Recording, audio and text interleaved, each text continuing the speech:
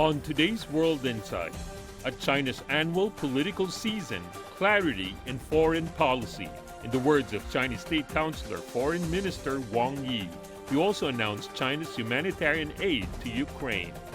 And on China's economy, sage advice from two well-respected Chinese economists at two sessions.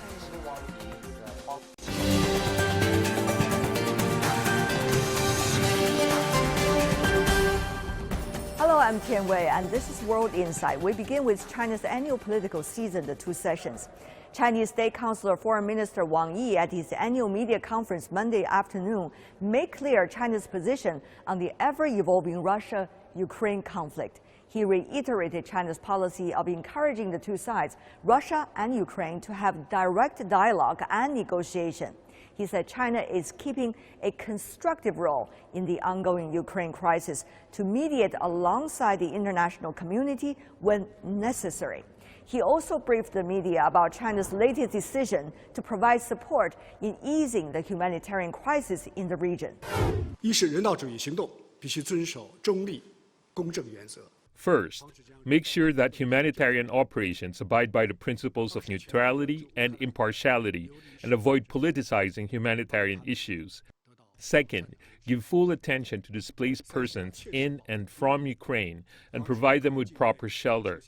Third, ensure the protection of civilians and prevent secondary humanitarian disasters in Ukraine. Fourth, provide for safe and smooth humanitarian aid, including providing rapid, safe, and unimpeded humanitarian access. Fifth, provide for the safety of foreign nationals in Ukraine. Allow them safe departure and help them return to their home countries. And sixth, support the UN in channeling humanitarian aid and the work of the UN Crisis Coordinator for Ukraine. China will continue its efforts to stem the humanitarian crisis. I wish to announce that the Red Cross Society of China will provide Ukraine with a tranche of emergency humanitarian supplies as soon as possible. 向乌克兰提供一批紧急人道主义物资援助。 Wang Yi said peace is the foundation for global development and a Cold War mentality is far from the solution. At his annual briefing, I got a chance to ask Wang Yi about the role of emerging and developing countries in global governance. Listen to this. 王国伟您好，我是中国国际电视台 CGTN 的记者。我们注意到，今年呢，中国将担任金砖国家的主席国。 CGTN, China is in the chair of BRICS this year. APEC and G20 will also be meeting in Asia this year. What role can emerging and developing countries play in global governance? 在全球治理当中发挥什么样的作用？谢谢。今年中国、泰国。 Within this year, China, Thailand, and Indonesia will host the BRICS Summit, APEC Economic Leaders Meeting, and the G20 Summit, respectively. Asia's time has come in global governance. In the ways of global governance, we look forward to the transition of emerging markets and developing countries, from followers to forerunners, and even pace-setters. Together, we can play a more active role, speak with a bigger voice, help make the international order more just and equitable, and promote more open, inclusive, balanced, and win-win globalization for all. 朝着更加开放、包容、普惠、平衡、共赢的方向发展。 Throughout the Chinese foreign minister's annual briefing, it is clear that China has been consistent with its principle in international relations despite the ever-changing geopolitics. China obviously does not like to be shaped by those who see the world with a Cold War mentality or those who see the world of two opposing ideologies. China's top diplomat, on the contrary, spent most of his time emphasizing peace and cooperation and how China will translate those two visions into reality. Besides my questions on the BRICS, he also answered many questions from journalists from developing and emerging economies, while touching on China's relations with the EU, Japan, South Korea, and etc. He also reiterated China's determination to work with others on BRI, the Belt and Road Initiative, and the Global Development Initiative, quote, with all parties, and quote, in all sectors. The initiative was proposed last year by the Chinese President Xi Jinping at the UN General Assembly. It is meant to steer global development toward a new stage of balanced, coordinated, and inclusive growth amid the severe shocks of COVID-19.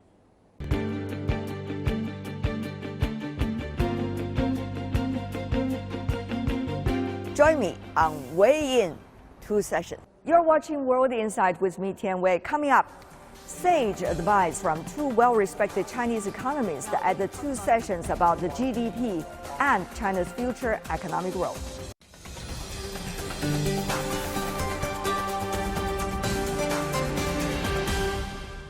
This is World Insight. China set this year's economic growth target at around 5.5%. While the world economy has yet to fully recover from a prolonged pandemic, how realistic is the target and what are the key challenges ahead? I talked to some top Chinese economists who are attending the 2 sessions in Beijing. First, let's meet Justin Lin, who once served as Senior Vice President and Chief Economist of the World Bank and is now Dean of the Institute for New Structural Economics at the Peking University. I think the 5.5% around growth target is realistic. As I often argue that China has the potential to grow at 8% from the technological possibility. But to realize the growth in reality, you also need to take into account domestic and global market situation. And when I propose that China this year can target around 6%, at that time we did not have this geopolitical challenges in Russia and Ukraine. And now because of the challenges, the global economy certainly is affected adversely. How exactly is actually the Russia-Ukraine crisis going to have an impact on the global economy, particularly on China's? Give me more details, please. Well, certainly, as you can see, the oil price surged up, and also the commodity prices also increased sharply. And certainly, China is a resources, importing country that will affect China's cost of growth. And also that will affect other countries, and their economic growth rate may be adversely affected. And that will also have a negative impact on China's export this year. Now, there is also a lot of talk earlier about the transformation of the Chinese economy depending more on domestic consumption. Do you see that transition is taking place? To what extent? And for the year 2022, where there are a lot of crises going on, how do you think that priority is likely to be placed among other priorities? Consumption certainly is very important because that is the purpose, goal of development. We want to improve people's living standards, and consumption is a very important dimension of that. But to make consumption growth possible, you need to raise people's income. And if you want to raise people's income, you need to increase labor productivity. How to increase labor productivity? You need to, have a technological innovation and also industrial upgrading. But technological innovation and industrial upgrading all depends on investment. So we should not say, that China should change from investment-led growth to consumption-led growth. I think that we need to, rely on domestic demand, and domestic demand has two components, and we should make the investment that to be effective in area which can raise labor productivity to increase labor income and consumption. The global economy has been suffering from the pandemic. China certainly felt the dampening effect of that now. China, many wonder whether there is going to be a new negotiation about what the government's role might be and what the role of the market? At any situation and any stage of development, we need to have the market and the government to work together in an organic way. We cannot separate market and the state, and they have to work organically. But now the situation changes from time to time. When you have some kind of external shock, or when you have some kind of business downturns, under the kind of situation, the government need to offset those kind of shocks or downturn. And at that time, certainly, the government need to play a larger role than the private sectors. But overall, you need to have the market and the state to work together, and overall, the economic activities will be carried out by the private sectors. And the government role is just a facilitation role to allow the private sector to work more efficiently. The other thing, Professor Lin, of course, is about local government debts. Now, China's fiscal infrastructure, or shall I say, between the central government and local government, quite different from many other economies. Now, some have been suggesting, if you look at the government work report, 1.5 trillion transfer payment likely from the central level to the local governments, and it's likely to be a scale of 9.8 trillion, an increase of 18%. It's the largest number in years. So how do you interpret all of these numbers? Local government debt is not unique to China. If you go to see other countries, they also have local government debt. And the uniqueness of China's local government debt is that because according to our regulations, the local government cannot have a formal debt. But the local governments need to carry out many functions. And some of those functions related to, for example, counter-cyclical interventions, and also to provide some kind of public services, like primary education and so on. And since they cannot have the official debt, and they rely on local government investment vehicles to borrow money from the commercial sectors. And those kind of debt become implicit debt.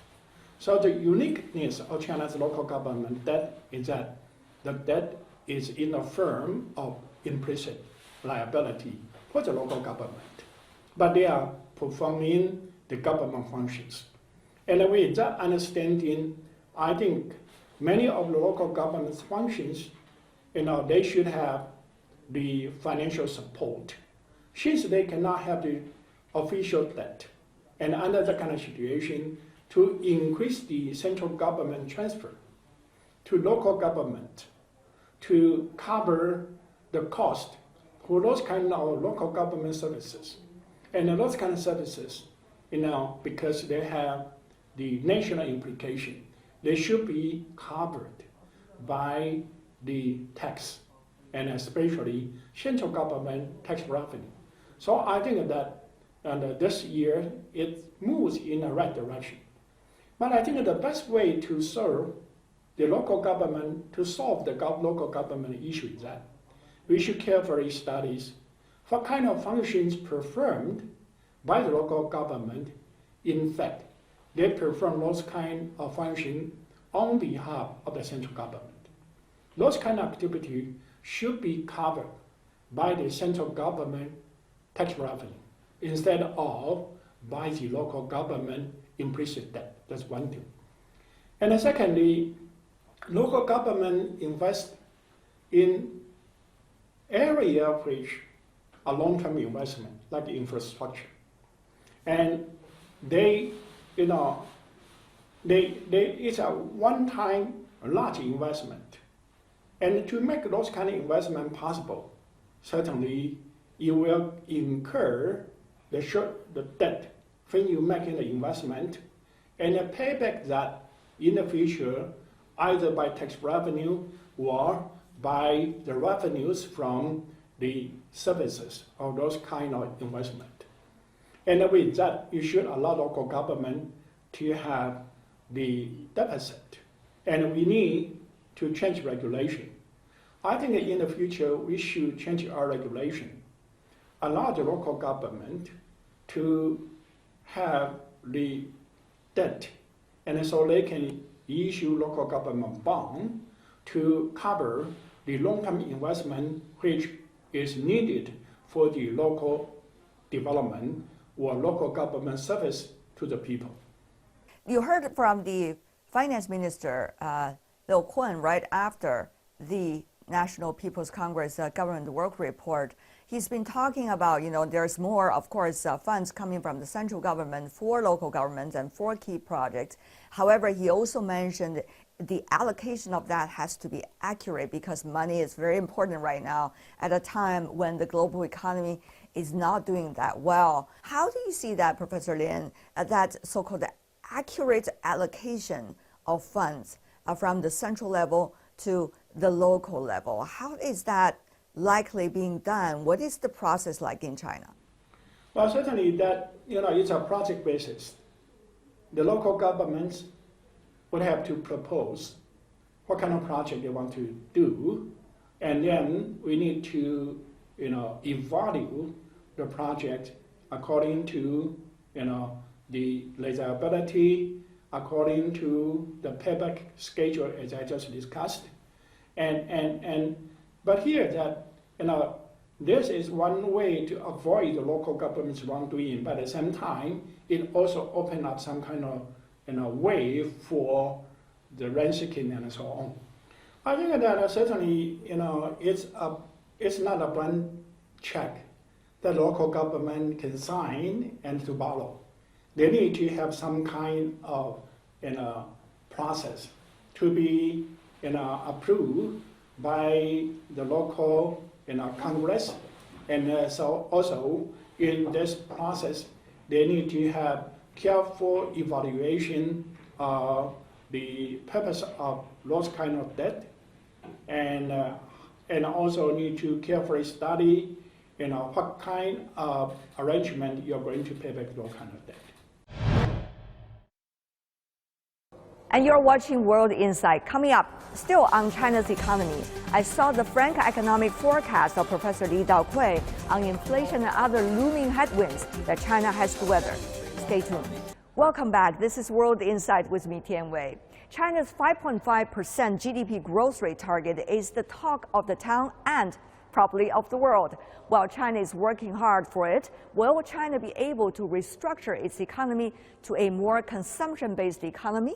For answers, I talked to economist Li Daokui, the director of the Center for China in the World Economy at the School of Economics and Management with Tsinghua University.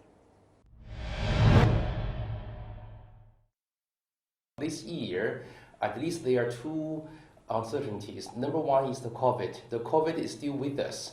Number two is the recent crisis in Ukraine, and it's likely for the crisis to continue for a while. So both factors are actually headwind for the Chinese economy to reach 5.5. Now, when you talk about the Ukraine, what kind of a specific impact are you having in mind? Well, I think there are at least two kinds of impact on the Chinese economy. Number one is possible interruption in the logistics, because today's world economy is highly integrated, and with many production facilities in Russia and Ukraine being stopped by the war, you never know. Many products are affected. Another impact is the currency, is the international financial turmoil. It's likely for the US dollar to reverse its trend of depreciation against RMB. The US dollar will appreciate against RMB, which will in turn create its momentum of its own. So in both logistics and financial turmoil, the Chinese economy might be affected. Now, Professor Li, there have been talks about release the burden or lessen the burden on the local economy and also on various industries. The government work report did address some of those points. Do you see it sufficient? Well, as of now, it is sufficient. Meanwhile, if there are needs for beefing up support for local governments and private enterprises, I am confident that there's room to do that. Let me give you one example. As we speak, many Chinese local governments are burdened by relatively high level of local government debt. And meanwhile, the central government is relatively very light in terms of its central government debt. So there's a room for operation, that is to convert a large part of local government debt into the central government debt. Let me give you a specific number, okay? The central government debt as a share of GDP is no more than around 20% of GDP, whereas local government debt can be in the range of anything between 50% of GDP to even as high as 70%, depending on your definition of local government debt.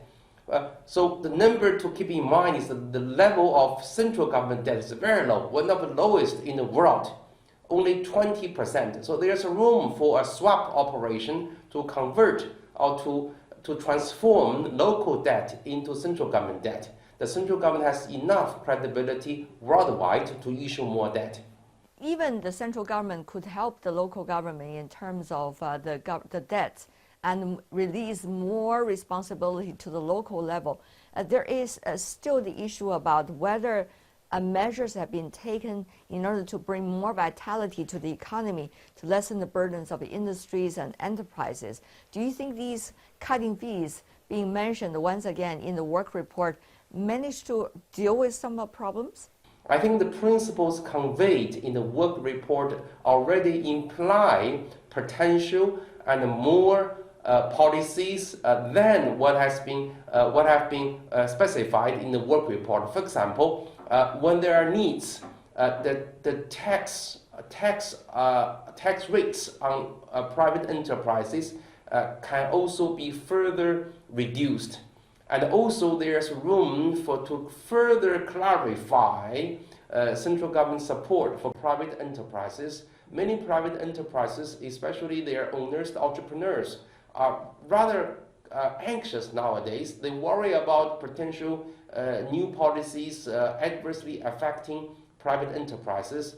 And there's room, I think, to further clarify central government policy to ease the anxiety of private enterprises. These are already implied in the work report, although they are not specifically mentioned. The other thing is about the carbon, reduction of carbon 2030, 2060. China certainly has its goal, but people are asking whether the priorities have to be shifting from the earlier emphasis on green development, on 2030, 2060, to what now is becoming even more important, the growth of the economy, the GDP. I'm glad you bring up this issue, and I truly believe this is a misunderstanding. I don't think there is any wavering of the commitment of the Chinese government to the carbon reduction commitment. No wavering. Instead, what has been going on is ongoing policy adjustment of different approach to the carbon dioxide reduction. What happened actually last year was the local governments and individual industries were acting on their own. Each sector, each enterprise, each region was trying to have its own target of reducing energy and carbon emission, which is totally irrational in my view, okay? Because there's no other issue than carbon reduction, which needs more badly a uniform market to reduce carbon reduction. So from now on, I believe the policy is switching from individual enterprises, individual region-oriented policies to reduce carbon reduction to a unified approach. That is to set up a general market of carbon reduction, of carbon emission, actually. Everybody knows what is the cost of using carbon, right? And therefore, regions and industries which have low cost of reducing carbon emission will do it because they can earn money. Because by doing that, they can avoid the carbon tax. While regions which are having difficulties reducing carbon will actually not reduce carbon, may even increase carbon emission. Now, in the end, because the carbon cost is increasing nationwide, right? So overall, the emission of carbon will reduce. So to summarize, what I'm saying is that we are not witnessing a wavering in the commitment to carbon reduction. Rather, we are witnessing a switch from individualistic approach to carbon reduction to an economy-wide and a market-driven approach to carbon reduction. We have already seen, Professor Li, the carbon market operating in China, of course, is only addressing a small categories of the things that needs to be dealt with at this moment as an experiment. How do you see it is running so far, and how much do you see there is room to improve? Well, as an economist, let me be very frank. Okay, I am very disappointed by the experiment of the exchange of the emission rights.